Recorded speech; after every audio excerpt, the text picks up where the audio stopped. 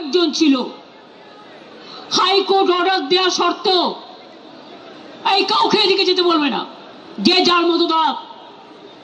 Order দেওয়া সত্ত্বেও সারা রাত আমাদের যেভাবে জ্বালিয়েছে, যেভাবে ভুগিয়েছে, আমরা জানি এটা কাদের নির্দেশে হয়েছে। আমি পুলিশের বন্ধুদের দোষ দেব না, আপনারা তাদের ওপর কিছু করবেন না, রাগও করবেন না, তাদের নিয়ে আমিও কাজ করে এসেছি। কিন্তু মনে রাখবেন, এখন একটা সরকার চলছে, লবডঙ্কা সরকার। একেবারে আমি বিজেপির মতো পার্টিকে আমি টলারেট করি না। কেন জানেন? দিল্লি থেকে কলকাতা মানুষ দেখেছেন বিজেপি বিদায় যাত্রা। ভয় না পেলে, এই তোমরা একটু চুপ করবে, ভয় না পেলে ভয় দেখাবে কাকে? কত ভয় দেখিয়েছো? কোলাঘাটে গুন্ডা দমন নেতা, নাম বলতে চাই না, রাত্রিবেলায় 12টা বাস দাঁড় করিয়ে রেখে ছেলে মেয়েদের মেরেছে, অন্ডালে মেরেছে, বর্ধমানে মেরেছে, বীরভূমে মেরেছে। উত্তরবঙ্গের নেতাকে রাজগঞ্জে ডিটেন করে রেখে দিয়েছে। শহরেও তার সম্মানে দেখলাম কারুকৃত হোর্ডিং লাগিয়েছে, স্যার গারফিল্ড সোভার্স।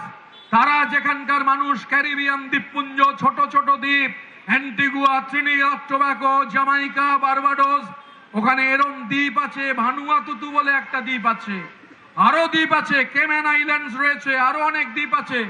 সেই দ্বীপের একটা কোম্পানি, আমি তদন্তের, আমার কাছে যা খবর এসেছে, বাকিটা তদন্তকারী সংস্থাকে চিঠি দিয়ে জানাবো। তো সেখান থেকে জানা যাচ্ছে এখন 2023 সালে কেমেন আইল্যান্ডসের একটা কোনো ছেলে মেয়েদের থাকার জায়গা দিতে পারিনি, আমি ক্ষমা চাইছি। কাউকে ট্রেনের টিকিট দিতে পারিনি, কাউকে একটা বাস করে দিতে পারিনি, একটা গাড়ি করে দিতে পারিনি। যারা পেরেছেন এসেছেন নিজেদের তাগিদে সোনার ফসল ঘরে তুলতে।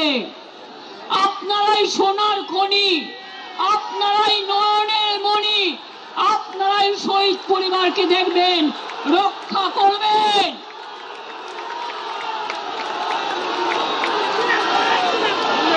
শুনুন, নকল বিরাট তপস্বী হয়ে,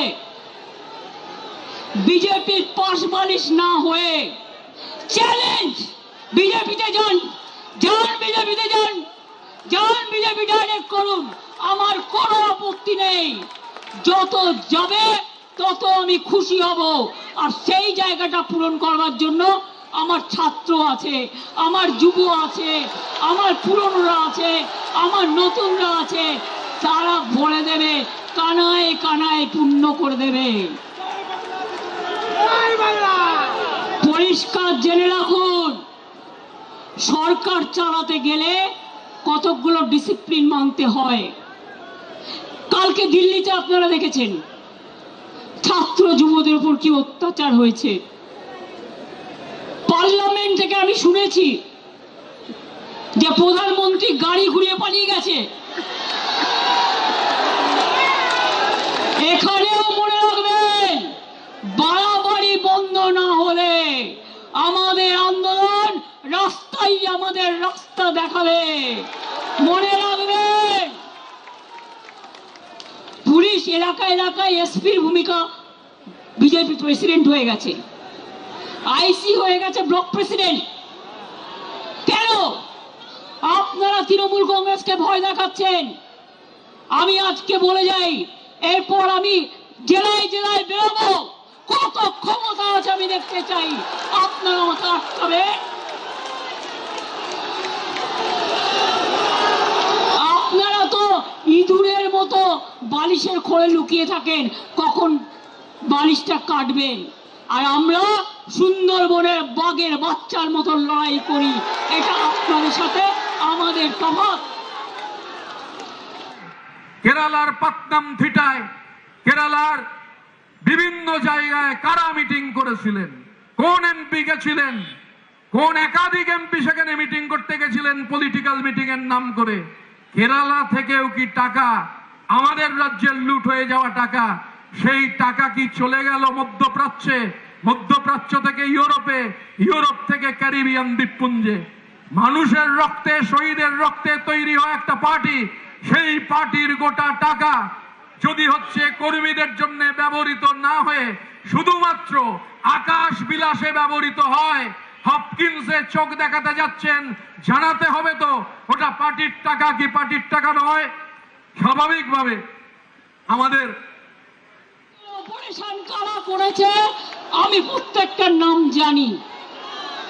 আজকেও মাননীয় আদালত, আমরা রাত্রির 12টায় কেস করেছি স্পেশাল হিয়ারিং এর জন্য। আজকে শুনলাম আমাকে লয়ার পাঠালো, মাননীয় বিচারপতি অর্ডার দিয়েছেন যতক্ষণ ডেকোরেটররা তাদের জিনিস খুলে নিয়ে না যাবেন রাত 10টা পর্যন্ত, রাত 9টা থেকে 9টা পর্যন্ত সব কিছু পুলিশকে তাদের হেল্প করতে হবে। এবং আপনাদের আমি বলি, আমি কৃতজ্ঞতা জানাই, আমি যদি না বলি ভুল করব। সাউন্ডের কর্মীরা একটার পর একটা তার কেটেছে, ওরা দৌড়ে গেছে। ডেকোরেশনের কর্মীরা এত অত্যাচার করেছে, তারা তার কেটেছে, সব ভেঙে দিয়েছে। তা সত্ত্বেও মনে রাখবেন, আমাদের কর্মীরা সারা রাত জেগে লড়াই করেছেন। আমাদের লড়াই শুরু হয়েছে, আমার লড়াই, আমাদের লড়াই তখনই থামবে যখন দেখব আপদগুলো বিদায় নিয়েছে। এটা মাথায় রাখবেন, এটা মাথায় রাখবেন। এবং আমি স্যালুট করি আমাদের ওয়ার্কারদের মানসিকতাকে।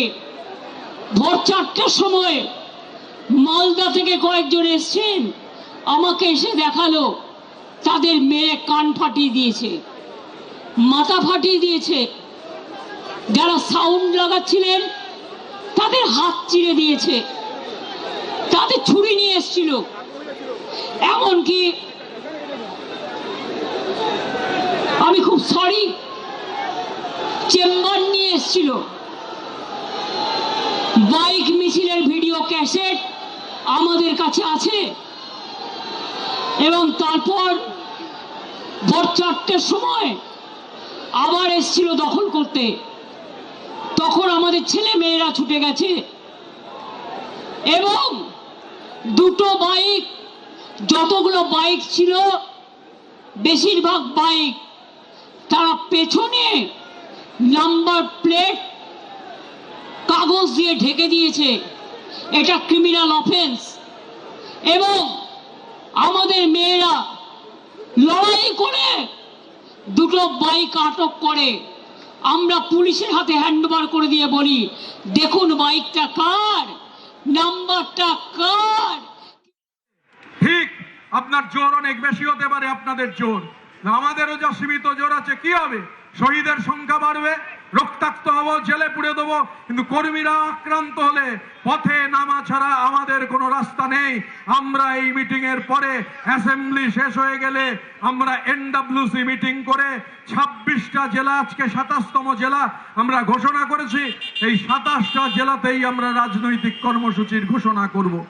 আমাদের রাস্তাতে থাকতে হবে।